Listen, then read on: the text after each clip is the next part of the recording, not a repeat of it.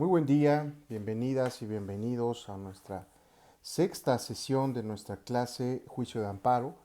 El día de hoy comenzaremos con un tema sumamente relevante que tiene que ver con las partes en el juicio de amparo. Ya vimos en la clase pasada los principios sobre el juicio de amparo, tanto el amparo directo como el amparo indirecto. Vimos en las clases anteriores la procedencia, tanto a nivel constitucional como a nivel legal, es decir, contra qué tipo de actos de autoridad procede el amparo directo y contra qué actos de autoridad procede el amparo indirecto. Y hoy vamos a comenzar a ver las partes en el juicio de amparo. Cuando hablamos de las partes en el juicio de amparo, nos estamos refiriendo a ese aspecto procesal del juicio. Partes, comenzamos desde ahí, es toda persona que teniendo una intervención en un juicio de cualquier índole, va a ejercitar una acción, va a oponer una excepción o bien va a interponer un recurso.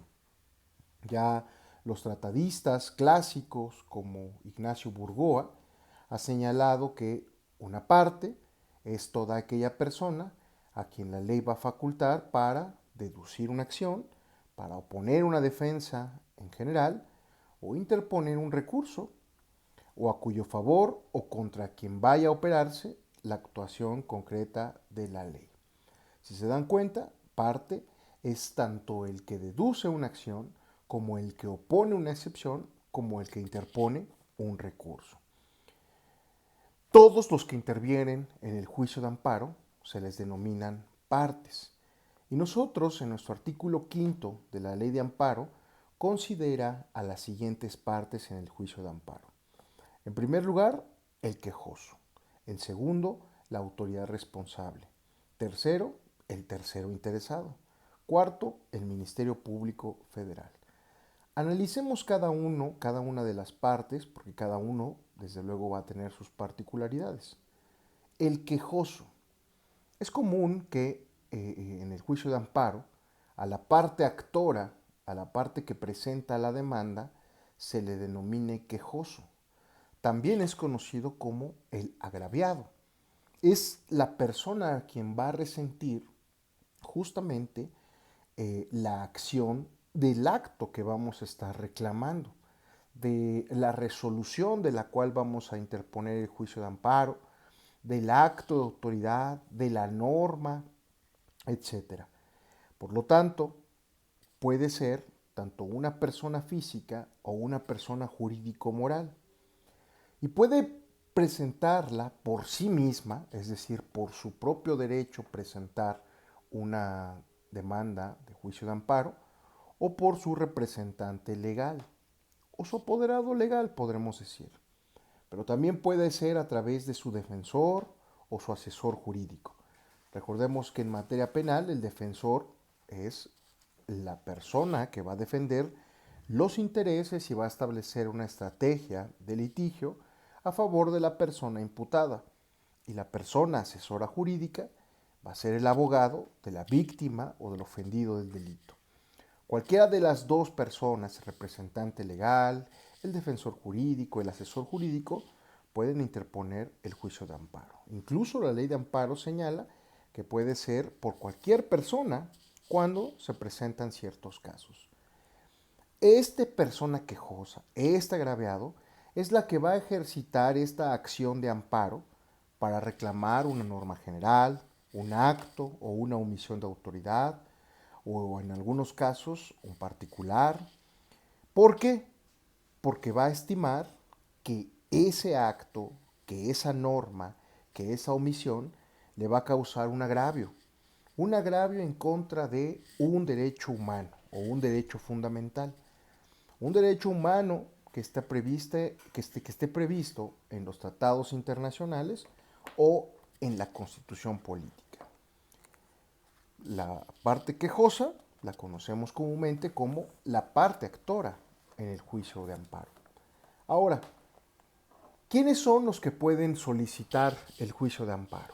Ya lo hemos dicho, las personas físicas. Es el común que las personas físicas, cuando tengan un agravio en contra de una norma, un acto, una omisión de una autoridad, pues puedan acudir a presentar un juicio de amparo. Pero también las personas morales. Y las personas morales en su aspecto privado, es decir, la que pertenezcan al ámbito privado. Ellos lo pueden hacer solamente a través de sus representantes legales, porque recordemos que la personalidad jurídica con la que se va a acreditar que una persona moral de carácter privado acuda a la solicitud de un juicio de amparo, tiene que hacerse a través de su representante legal. También pueden presentar juicio de amparo los menores de edad, las personas con discapacidad o cuando son mayores pero están sujetos a una especie de interdicción, los cuales incluso pueden pedir el amparo por sí o a través de cualquier persona sin que esté su legítimo representante, sin que esté porque se haya ausente o porque se ignore quién sea su representante, o esté impedido, o incluso que su propio representante se niegue a presentarlo. Si hablamos de los menores de edad, hablamos de los padres o de los tutores. Si uno de los padres o tutores se niega a la presentación de un juicio de amparo en favor de sus hijos, pues desde luego que puede presentarlo cualquier otra persona. ¿Quién puede presentar también? Los extranjeros. Y extranjeros también hablamos de que pueden ser físicos o morales en la defensa de los derechos que tengan interés dentro del territorio nacional, es decir, por actos que estén contemplados dentro de nuestro territorio nacional, dentro de nuestro sistema jurídico, de nuestro orden jurídico. ¿Quién más puede presentar juicios de amparo? Los ejidos, las comunidades agrarias, desde luego con el debido representante que esté señalado también por medio de las asambleas que se realicen. También pueden presentarlo las personas morales públicas, es decir, los órganos públicos. Y esto lo tienen que hacer a través de los funcionarios, las personas servidoras públicas o los representantes que van a designar las leyes respectivas. Pero esto solamente pueden hacerlo cuando la norma general, cuando el acto o cuando la omisión que se reclame afecte los intereses patrimoniales de esta persona moral pública. O, y además que hubiese actuado en un plano de coordinación, es decir, que no hubiera estado en un nivel de supra o subordinación, que no actúe en su calidad de autoridad responsable. Debe interpretarse en el sentido de que el amparo promovido por estas personas públicas, morales públicas, solamente procederá siempre que se estime que un particular pudiera ocupar su sitio en la relación jurídica de donde emana el acto reclamado, es decir, cuando sea la propia autoridad tomando en consideración o tomando como si fuera su lugar una persona física. Ahora bien, para poder acudir al juicio de amparo, el quejoso tiene que acreditar algo que denominamos interés jurídico o interés legítimo. ¿Sobre qué? Sobre el derecho fundamental que va a estimar violatorio. Hablamos de interés jurídico y de interés legítimo, porque también existe otro tipo de interés, que es el interés simple. En ningún caso el interés simple va a bastar para acreditar el carácter de quejoso. De ahí que resulte sumamente importante identificar los distintos tipos de intereses que se van a dar en el juicio de amparo, pues de ahí va a depender de si el quejoso va a contar o no con la legitimación para poder acudir a un juicio de amparo. Y veamos uno por uno. En primer lugar, el interés jurídico. El interés jurídico consiste justamente en el derecho que le va a asistir a un particular para reclamar en la vía de amparo algún acto violatorio de derechos fundamentales cometido directamente en su perjuicio. Es decir, se va a referir a ese derecho subjetivo protegido por una norma legal que se va a ver afectado de modo directo por el acto o la omisión de la autoridad, ocasionando un perjuicio a su titular, es decir, una ofensa, un daño, un perjuicio en los derechos o los intereses del particular. Y cuando hablamos del interés jurídico, necesariamente cuando estamos hablando del interés jurídico en el juicio de amparo directo, tenemos que ver que el interés jurídico nace desde el juicio originario. Si el juicio de amparo se deriva de un juicio ordinario civil, de un juicio penal, etc., tenemos que ver que el interés jurídico es quien haya tenido esa pretensión original en el juicio original. Ahora bien, de lo que hemos dicho, tenemos que tener dos requisitos necesarios para acreditar el interés jurídico.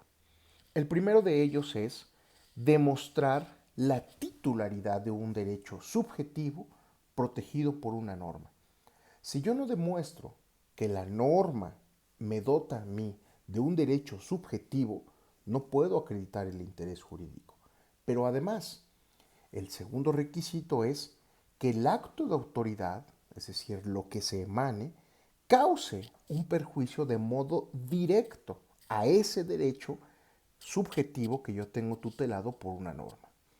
Nuevamente, son dos requisitos para acreditar el interés jurídico. El primero, yo tengo que demostrar que soy titular de un derecho subjetivo que está contemplado en una norma. Y segundo, que la autoridad o que el acto de autoridad ocasione un daño directo sobre ese derecho protegido por la norma. En este tipo de interés es necesario reclamar por vía de amparo directo o indirecto actos y resoluciones provenientes de los órganos jurisdiccionales, como decíamos, los juicios primigenios, el juicio ordinario civil, el juicio ordinario mercantil, el juicio ordinario familiar, el juicio penal, etc. Ahora bien, en el artículo quinto, en su fracción primera, en el segundo párrafo al final, señala que las personas morales públicas no van a poder invocar interés legítimo para acudir al juicio de amparo. Y ahora hay que señalar que entre los medios de prueba que van a ser idóneos, aptos para acreditar este tipo de interés jurídico, vamos a encontrar necesariamente las documentales. Si yo digo que tengo un derecho subjetivo sobre una propiedad, tengo que presentar las escrituras. Si igual tengo un derecho legítimo comercial sobre una propiedad, tengo que presentar una factura. Tengo que presentar mis contratos privados. Si es un acto administrativo, tengo que presentar mi licencia, mi título de concesión, mi permiso, mis autorizaciones, llegando incluso a ver supuestos en donde va a bastar el simple oficio de la autoridad dirigido al gobernado para acreditarlo. Por ejemplo, las multas de tránsito. A veces solamente eso es lo necesario. Eso es el interés jurídico. Ahora tenemos también el interés legítimo. El interés legítimo se define como aquel interés personal, individual o colectivo, cualificado, actual, real y jurídicamente relevante, que puede traducirse, en caso de concederse un amparo, en un beneficio jurídico a favor del quejoso, derivado de una afectación a su esfera jurídica en un sentido amplio. Puede ser de índole económica, puede ser de índole profesional, de salud pública o de cualquier otro tipo de circunstancia. Es decir, yo promuevo un amparo cuando ese acto de autoridad va a causar un perjuicio a mi esfera jurídica, aunque el agravio no lo resienta yo de forma directa. Sin embargo, tiene que ser actual, real y jurídicamente relevante. ¿Qué ejemplos? Quizá señalando algunos ejemplos podamos comprender de mejor manera lo que se refiere con el interés legítimo. Por ejemplo, cuando se reclama la construcción de predios comerciales en una zona destinada para la habitación, el interés legítimo que yo tengo es justamente el ser yo el vecino de ese conjunto habitacional. A mí me va a causar un perjuicio que se construya un predio comercial en una zona que es solamente para o destinada para la habitación. O cuando se van a destruir las zonas protegidas ecológicamente, los manglares, por ejemplo, que esto lo vimos recientemente, cuando comenzaba la administración pasada a construir el Tren Maya al sur de nuestro país, pues necesariamente al construir una infraestructura se tuvieron que derribar árboles, se tuvieron que tumbar zonas selváticas, etcétera. Se produjo un daño ecológico necesariamente. Los pobladores de esas zonas lo que hicieron fue promover juicios de amparo para evitar la destrucción de sus zonas protegidas ecológicamente. Y bastaba con que una de esas sola personas lo promoviera para que el beneficio alcanzara a toda la comunidad.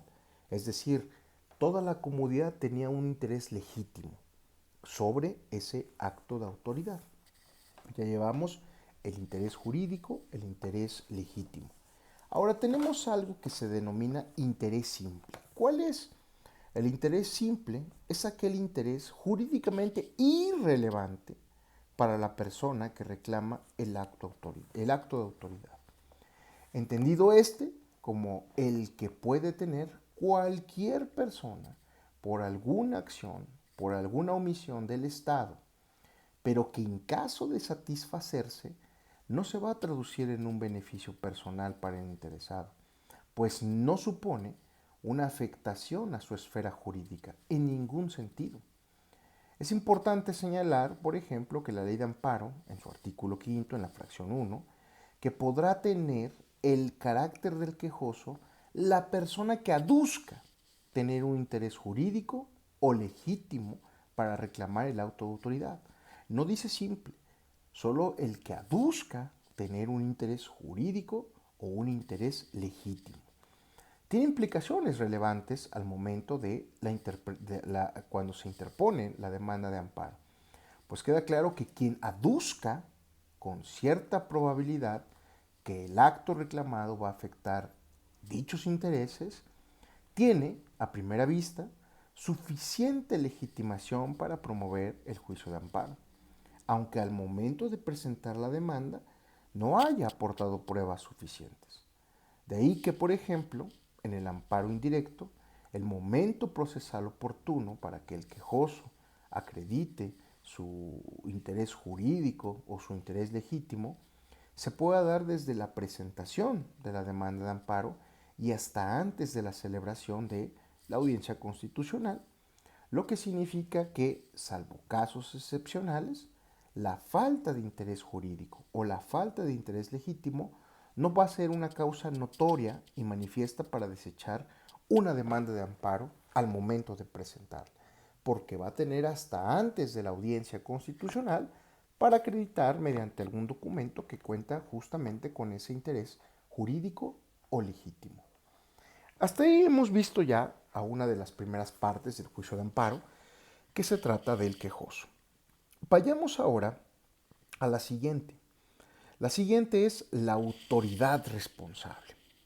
La autoridad responsable va a ser ese órgano del Estado al cual el quejoso le va a atribuir esa norma, ese acto o esa omisión que va a estimar lesivo a sus derechos humanos o derechos fundamentales. La autoridad responsable en el juicio vendría siendo la parte demandada en el juicio de amparo. Su participación, desde luego, va a tener por objeto defender la constitucionalidad o la convencionalidad o la legalidad del acto que se va a reclamar, o bien demostrar que no existe ningún tipo de acto reclamado. Aquí hay que señalar que en todos los casos, los órganos del Estado, para que puedan ser considerados como autoridades responsables en un juicio de amparo, tienen que haber generado o haber omitido el acto reclamado de forma unilateral y obligatoria, lo que implica que para que sus decisiones tengan validez, no van a necesitar ser consultadas por las personas a quienes va dirigidas, pues con estas no se presenta una relación de coordinación, sino de supra a subordinación. por lo que se imponen aún y contra de la voluntad de las personas. Tradicionalmente hemos considerado o hemos estimado que quienes pueden ser señalados como autoridades responsables en un juicio de amparo, pues son aquellas personas, entidades que pertenecen al poder legislativo, ejecutivo o judicial. Sin embargo, la redacción que tiene el artículo quinto en la fracción segunda, en su primer párrafo, concibe la autoridad responsable con independencia de su naturaleza formal. Es decir, aquí no hay duda que tanto los organismos descentralizados como los órganos públicos autónomos también pueden tener ese carácter de autoridad responsable cuando emiten actos unilaterales y obligatorios. Ahora bien, las autoridades responsables pueden clasificarse en ordenadoras y ejecutoras. ¿Cuáles son las autoridades ordenadoras?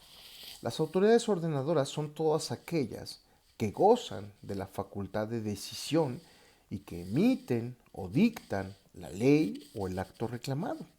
Son las que van a ordenar el acto reclamado. Y las ejecutoras. Las autoridades ejecutoras son aquellas cuya actuación se va a constreñir a llevar a cabo ese mandato legal o esa orden emitida por la autoridad ordenadora o decisoria, de manera que esta autoridad ejecutora no va a actuar autónomamente, sino que va a actuar cumpliendo las resoluciones o mandatos que haga la autoridad ordenadora. El ejemplo puede ser en el caso de una orden de embargo emitida por un juez. Y el juez le va a autorizar hacer uso de la fuerza pública. Aquí en este caso la autoridad ordenadora va a ser el juez que va a emitir la orden, en tanto que las autoridades ejecutoras pues van a ser el actuario que va a llevar a cabo esta diligencia. Va a ser la autoridad a quien fue solicitado el auxilio de la fuerza pública, la policía, etc. Ahora es también importante hacer notar que el hecho de que no se aclara la naturaleza de la autoridad responsable de la entidad pública demandada en el juicio de amparo no va a constituir tampoco una causa notoria y manifiesta que amerite el desechamiento de la demanda de amparo al momento de presentarla.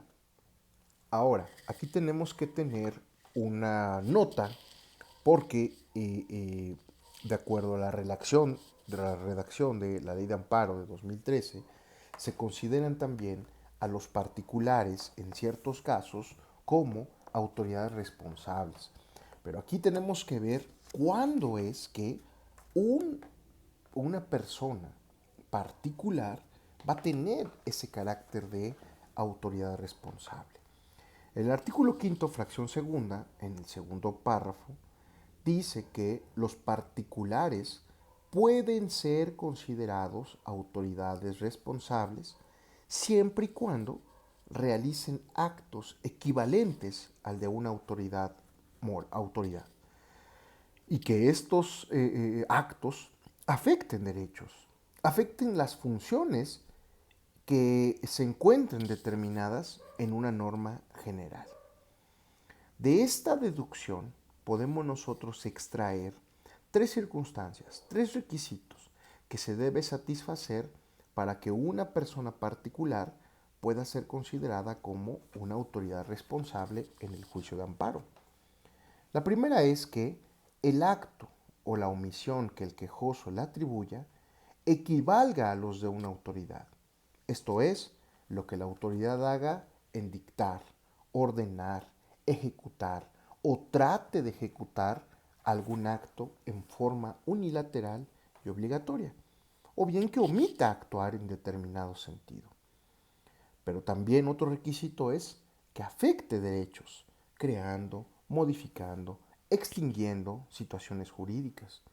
Y como último requisito, que sus funciones estén determinadas en una norma general que le confiera esas atribuciones para actuar como una autoridad del Estado. Que exista una norma, en donde le confiera una atribución para actuar como una autoridad del Estado.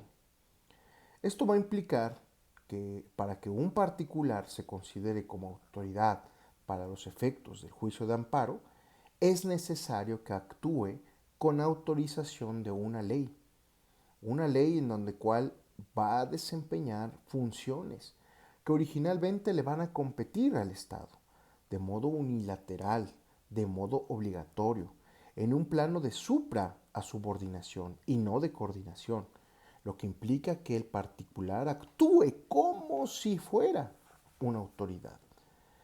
¿Qué ejemplos nosotros podemos traer a colación a partir de estas circunstancias? Bueno, pueden ser los hospitales privados que le nieguen el acceso al expediente clínico a una persona paciente. Pueden ser las universidades privadas que expulsan a un alumno. O pueden ser los notarios públicos cuando tramiten un procedimiento sucesorio testamentario. Esos son los factores o requisitos para que un particular pueda considerarse como una autoridad para efectos del juicio de amparo. Ahora bien, también tenemos una parte más en el juicio de amparo, y esto es el tercero interesado. El tercero interesado, como una parte procesal en el juicio de amparo, está previsto en el artículo quinto en la fracción tercera de la ley de amparo, y se define como aquel que en términos generales va a resultar beneficiado con la emisión de la norma, con la emisión del acto o la omisión de la autoridad que el quejoso reclama y tiene por ende el interés jurídico de que ese acto subsista y no sea destruido por una sentencia que se pronuncie en el juicio de amparo. En consecuencia, el tercero interesado persigue que se declare la constitucionalidad o la convencionalidad o la legalidad de ese acto reclamado, porque le va a convenir a él, le va a convenir a sus intereses particulares, porque sus intereses van a ser coincidentes con los de la autoridad responsable. Es decir, yo quiero que subsista un acto y contrario a lo que el quejoso quiere es que se suspenda ese acto. Anteriormente, al tercero interesado le llamaban tercero perjudicado. Sin embargo, se consideró pertinente cambiar su denominación por la actual, sin que por ello se haya cambiado significativamente la sustancia de quién cuenta con la legitimación para fungir como tercero interesado en el juicio de amparo. Por lo que mucha de la jurisprudencia emitida en relación con este tópico de la ley anterior sigue siendo aplicable justamente para las personas terceras interesadas. Ahora bien, la ley de amparo considera que son terceros interesados en este juicio de protección de derechos fundamentales las siguientes personas. Número 1. Que la persona haya gestionado el acto reclamado o tenga interés jurídico en que subsista. 2.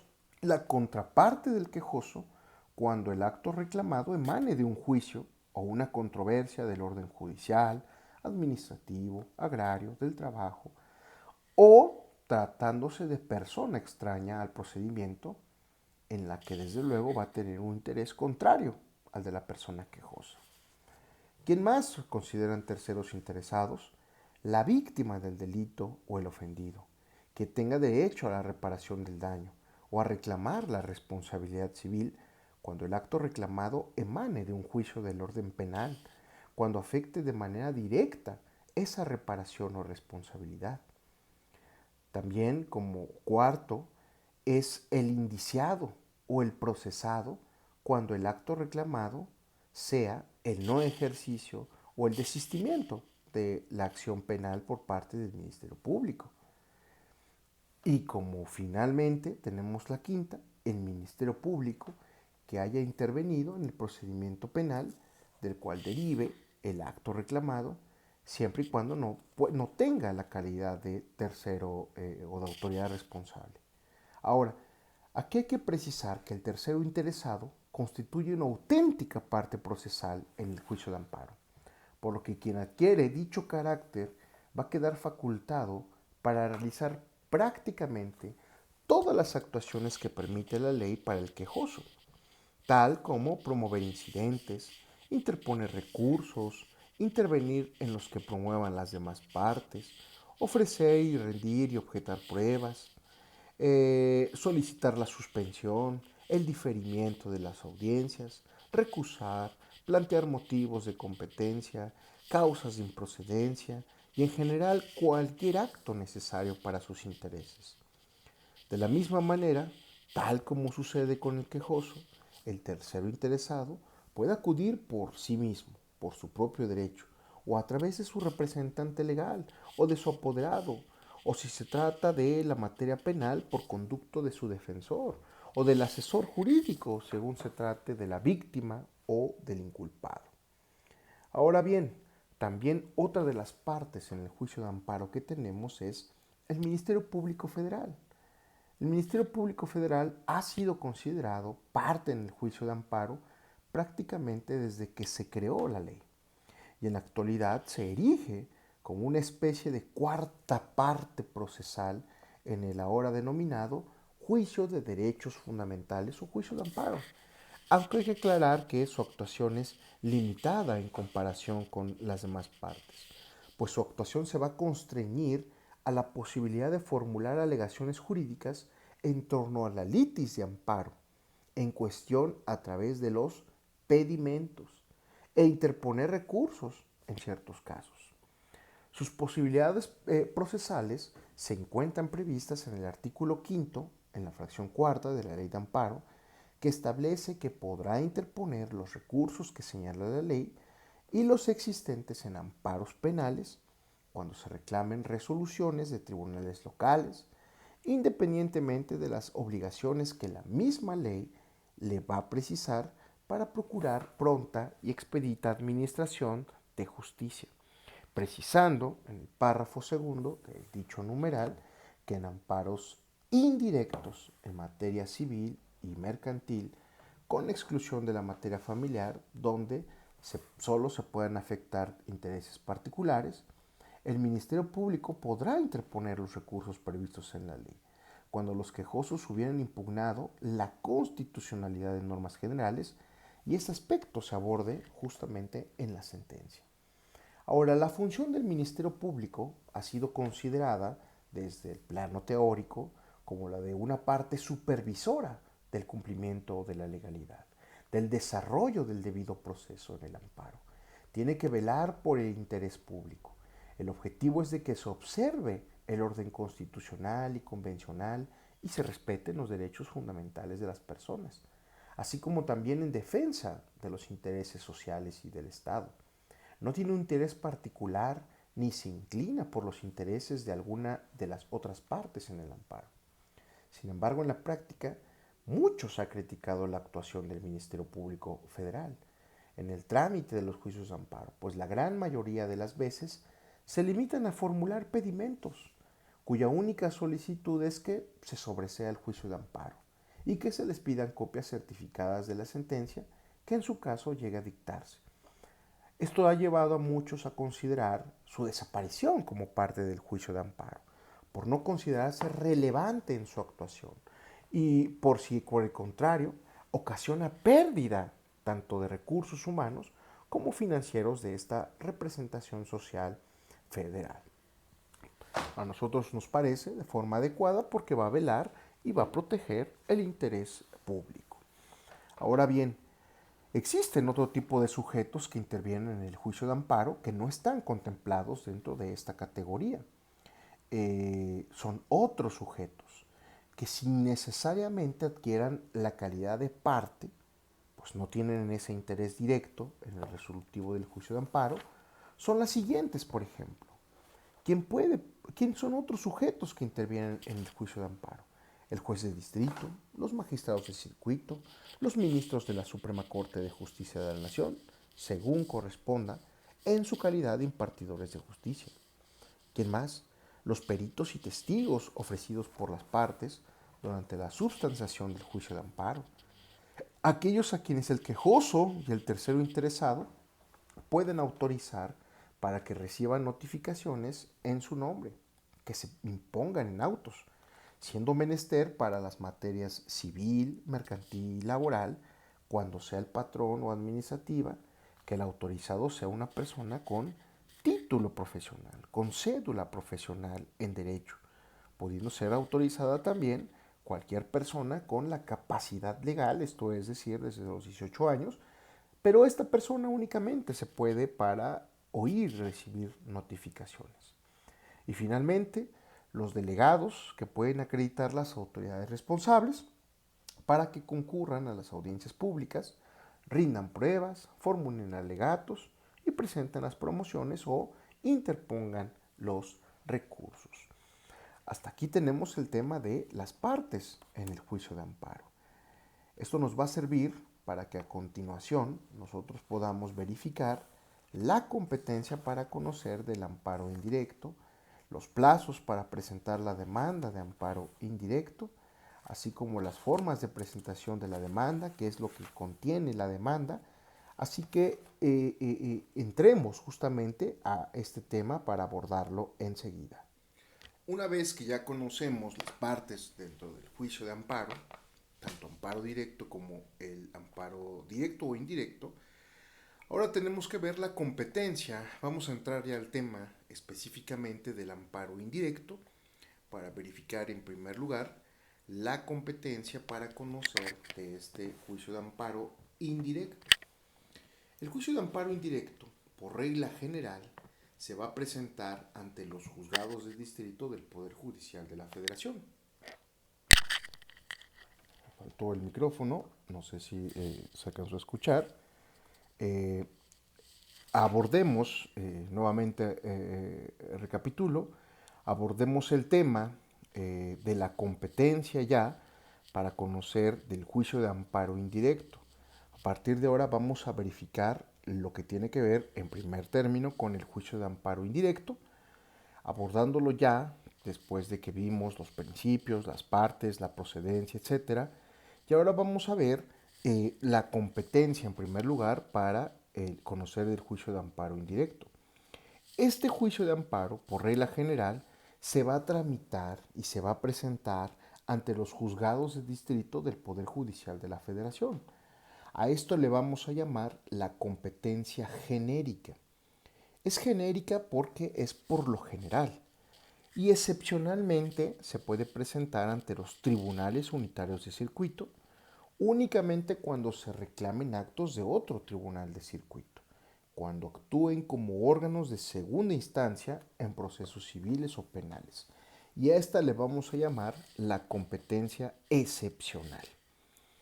Tenemos la competencia genérica que es ante el juez de distrito. Pero también tenemos ahora la competencia auxiliar. ¿Qué significa? Las autoridades del fuero común, cuando actúen en auxilio de los órganos jurisdiccionales, pueden actuar auxiliándolos. ¿Por qué? Porque puede ser que en aquellos lugares donde no haya un juzgado de distrito y se le dificulte al promovente acudir a uno por razón de la hora, la lejanía del lugar, por razón del acto reclamado de que se trate, que puede ser que una vida esté en peligro, que exista el peligro de privación de la vida, ataques a la libertad personal fuera del procedimiento, alguna especie de incomunicación, la deportación, la expulsión, la proscripción, el destierro, la extradición, la desaparición forzada de personas, es decir, cualquiera de los prohibidos por el artículo 22 de nuestra Constitución Política de los Estados Unidos Mexicanos, como también la incorporación forzosa al ejército, a la Armada, a la Fuerza Aérea Nacional, debiendo la autoridad jurisdiccional recibir la demanda de amparo y acordar de plano la suspensión de oficio. Son los órganos que están facultados para recibir o conocer de los juicios de amparo indirecto.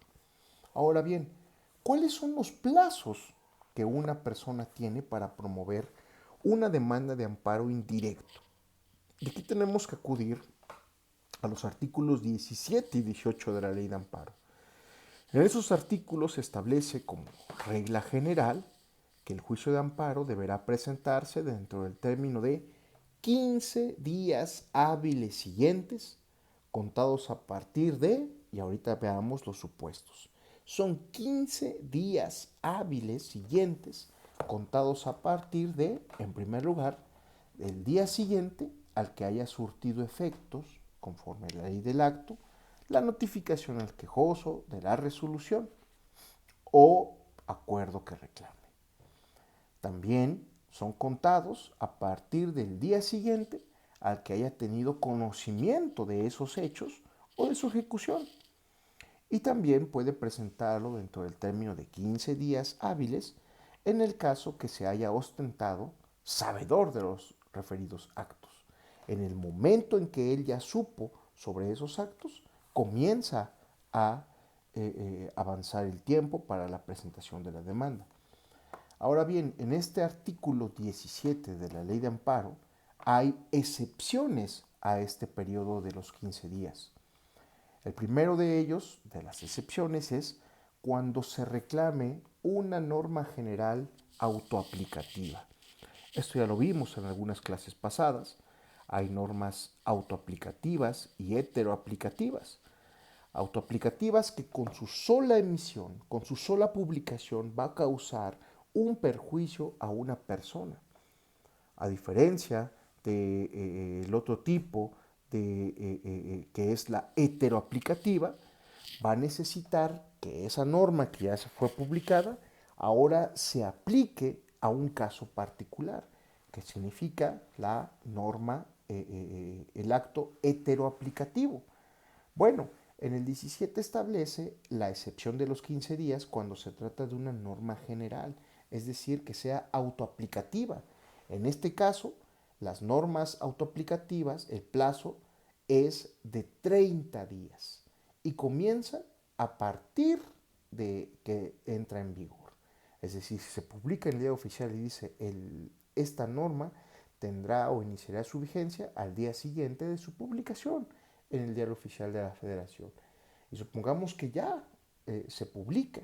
En ese momento es cuando corre el primer día para la interposición del juicio de amparo.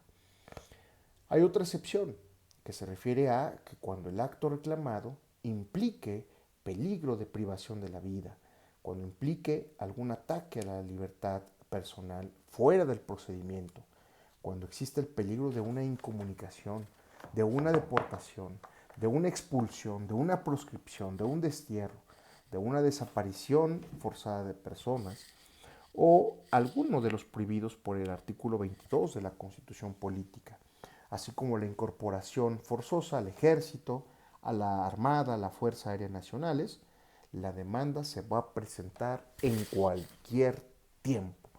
No importa, aquí no tenemos plazo, siempre y cuando estemos en alguno de estos supuestos que señala el artículo 22 de la Constitución Política de los Estados Unidos Mexicanos. Ahora bien, para hacer la redacción de una demanda de amparo, la demanda de amparo es justamente ese acto procesal por medio del cual una persona estima que se le agravió por un acto de autoridad o un particular, porque ejercita la acción de amparo y formula su pretensión ante ese órgano jurisdiccional que corresponda. De modo que aquí es la presentación de la demanda, el acto por el cual va a dar inicio al juicio de amparo. Por regla general, la demanda de amparo indirecto tiene que ser presentada por escrito, aunque hay la posibilidad de presentarlo de manera electrónica. Y tiene que contener ciertos requisitos. Ahora bien, aquí dijimos, siempre va a ser por escrito. Nosotros estamos transitando de una cultura del derecho puramente escrito a un derecho mixto, donde va a intervenir la oralidad, donde va a intervenir la escritura. Por regla general, las demandas de amparo tienen que ser por escrito, impresas, una hoja con la demanda que se va a presentar en la oficialidad de partes. Pero también puede hacerse a través de manera electrónica. Los cambios que trajo estas reformas a la ley de amparo que hemos hablado en clases pasadas y que hasta este momento debo decirles que ya inició su vigencia las nuevas modificaciones. Y uno de los cambios que se dieron fue justamente en este aspecto. Eh, eh, eh, se, se, Me parece que aquí sí es un acierto en donde se pueda establecer los mecanismos para que una demanda pueda ser presentada de manera electrónica. Comenzó a hacerse algún cierto avance en cuanto a las demandas presentadas vía electrónica, pero aún queda mucho camino por recorrer en cuanto a esta nueva metodología para la presentación de las demandas.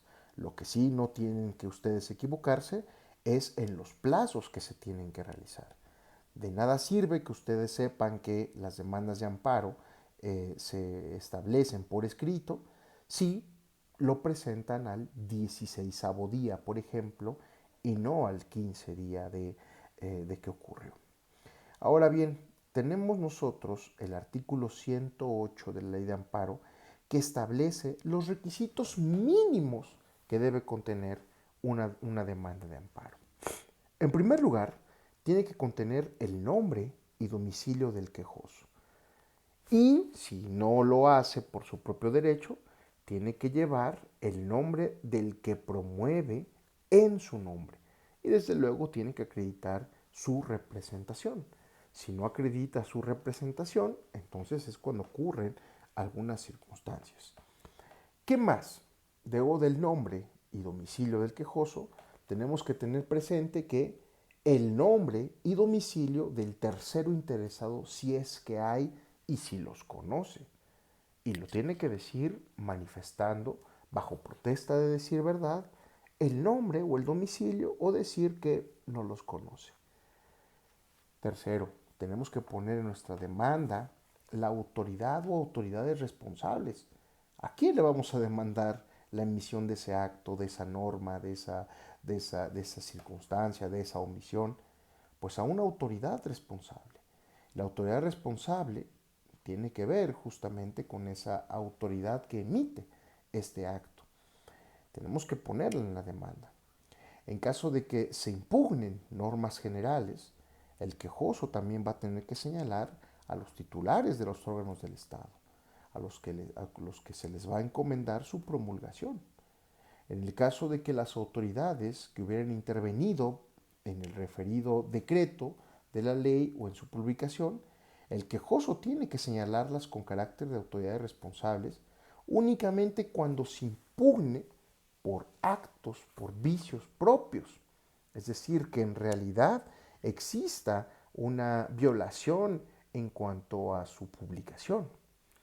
¿Qué otra cosa tiene que contener nuestra demanda? El nombre y domicilio del quejoso, el nombre y domicilio del tercero interesado, la autoridad o autoridades responsables, ya sea en su vertiente ejecutora o en su vertiente ordenadora.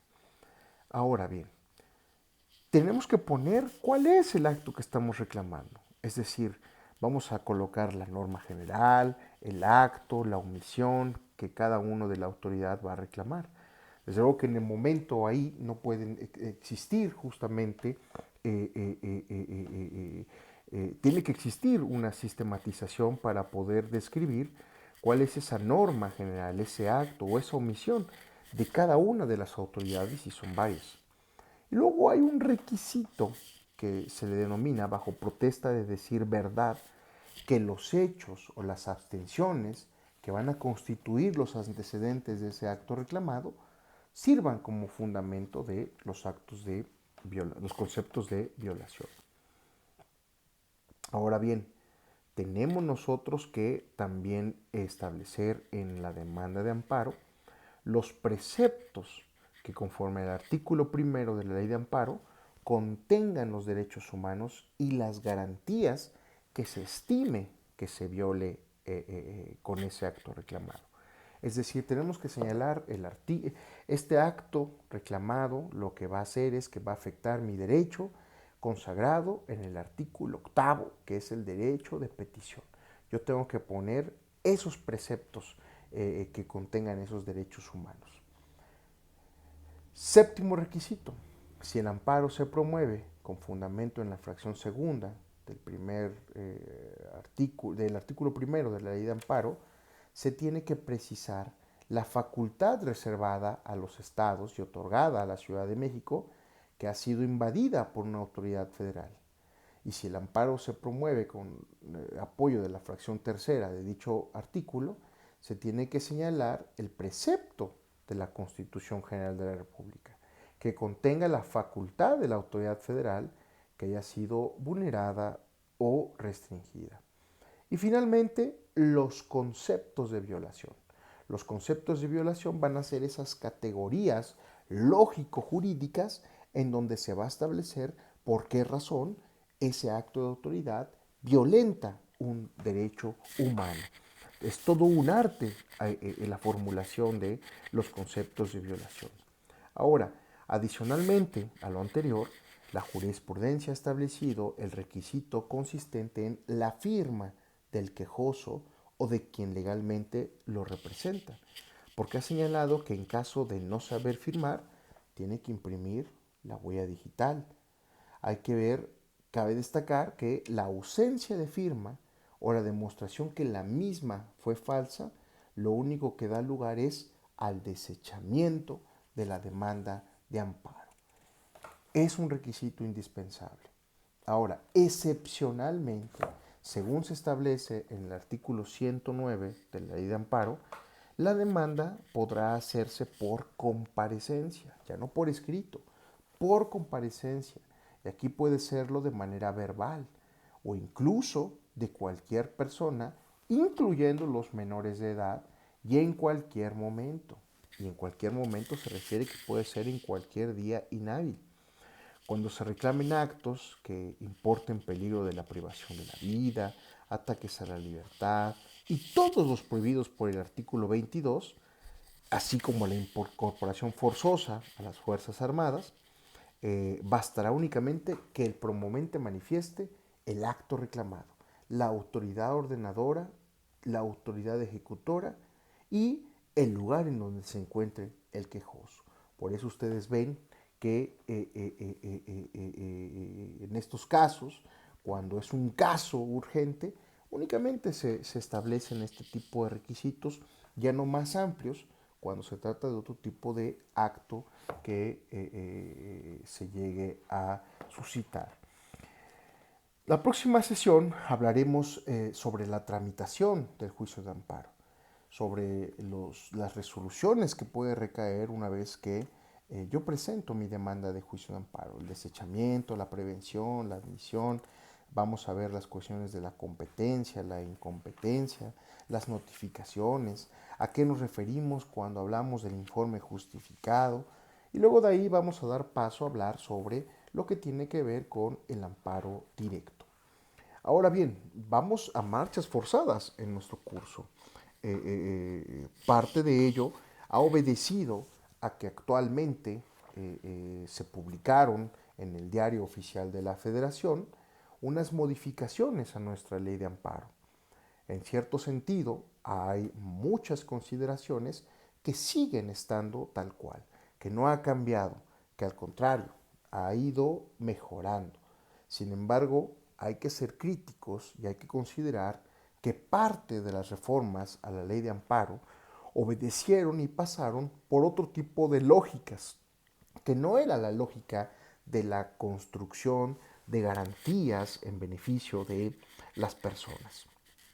Hay muchos analistas, muchos análisis que se han realizado. Ustedes mismos fueron partícipes de un análisis que se quedó como una actividad en los grupos, en la plataforma, y prácticamente ustedes han visto que en la prensa, en el foro académico, hay muchas personas que han dicho que estas reformas representan un tono regresivo en cuanto a la protección de los derechos humanos. Sabemos que parte de estas modificaciones tienen nombre y apellido a quien va dirigido, pero una vez que vemos esto, el Estado de Derecho ha culminado. No tenemos más allá a dónde acudir si los jueces, si las juezas están cooptados por el poder político. Por eso mismo, si se buscó poner allegados del Poder Judicial en estos órganos de decisión, como lo tiene que ver de derechos humanos, estos órganos ahora dudo mucho que si están alineados con cierto programa de gobierno, vayan a echar abajo las políticas públicas del gobierno, vayan a echar abajo lo que tiene que ver con esa visión del Ejecutivo Federal. Ahora bien, este tipo de circunstancias han parecido de cierta forma regresivas. Se le está dotando de más beneficios al propio Estado que al propio ciudadano de a pie. Se le están dando más garantías de protección al Estado que al ciudadano de pie. Y ya ni digamos sobre el famoso artículo transitorio que al principio decía que todos los juicios que se estén tramitando actualmente se van a tramitar a partir de la entrada a vigor en el Diario Oficial de la Federación, a partir de la nueva era, es decir, con las nuevas reglas, con el nuevo código que se emita. Esto desde luego a todo el foro de juristas nos pareció totalmente violatorio de derechos humanos. ¿Por qué? Porque lo que único que estaba realizando era hacer una labor regresiva, un efecto retroactivo para poder aplicar reglas que son nuevas, que se construyeron a mitad del camino, que se construyeron a mitad de lo que yo ya llevo como un simple litigio. Si lo que pretende el gobierno es establecer una reforma con nombres y apellidos me refiero a decir Ricardo, Salinas, Pliego, etcétera, entonces nuestro Estado de Derecho culmina en ese entonces. Las normas tienen una característica que son impersonales, que son generales, que sí van a ser coercitivas, pero que no van a estar dirigidos a una persona particular. Y aquí pareciera que lo que se está haciendo es eso, dirigir una reforma hacia una persona particular. Si ya se cuenta con ese dinero que le quieren quitar a este empresario, vale más que se vaya pensando en qué se va a realizar. Porque no es una persona que vaya a decir, sí, ya perdí, ya lo entrego. No, va a ser una persona que se va a aferrar. Máxime cuando en el proceso legislativo de modificación de la ley de amparo hubieron muchos traspiés. No podemos negar que existieron foros de debate para verificar la pertinencia o no de los cambios. Y acudieron diversas personalidades en el ámbito de su experiencia, discúlpenme, en el ámbito de su experiencia y esta circunstancia lo que hizo fue, sí, escuchaban todas las opiniones. Sin embargo, al final del día, prevaleció la opinión que ya estaba decidida desde el principio. Es decir, lo único que hicieron al convocar a estos foros de expertos fue legitimar una deliberación pública con expertos. Sin embargo, las posiciones, los puntos de vista, las aportaciones que se tenían se dejaron de lado. Tanta prisa hubo que los cambios que se hicieron en las minutas pasaron en cuestión de horas, se leyeron en la tribuna, se votaron en un día, durante la madrugada, nos enteramos que ya estaban aprobadas las normas. Al día siguiente se promulga, la presidenta promulga, es decir, firma el decreto y lo manda al Diario Oficial de la Federación para que ese día por la tarde, con las prisas acostumbradas, publicaran la ley de amparo, las modificaciones a la ley de amparo. Nosotros estamos tomando el curso básico de juicio de amparo, sin embargo, para hablar de amparo hay especialidades, hay un sinfín de circunstancias. Nosotros estamos viendo todo de manera somera, de manera superficial, pero estos cambios que nos trae la nueva ley de amparo van a ser perjudiciales a el corto y el largo plazo. Quizá ahorita no lo vamos a ver de forma inmediata, pero sí va a tener ese tipo de repercusión. Con motivo de ello es que nuestras clases han sido postergadas para que lo que hablemos aquí sea lo vigente, sea lo que ahorita se está aplicando como derecho positivo en nuestros ordenamientos jurídicos. Así que sigamos nosotros con el estudio ahora ya de esta nueva ley de amparo y tengámosla presente para nuestra próxima sesión, hablar de ahora sí la tramitación de esta demanda de amparo indirecto. Si surgiera alguna duda, ustedes cuentan ya con mis datos personales, hagan comunicación conmigo a través de mi número telefónico, a través de mis redes sociales, y yo con gusto estaré respondiendo cada una de sus inquietudes. Por ahora es todo, que tengan muy buen día.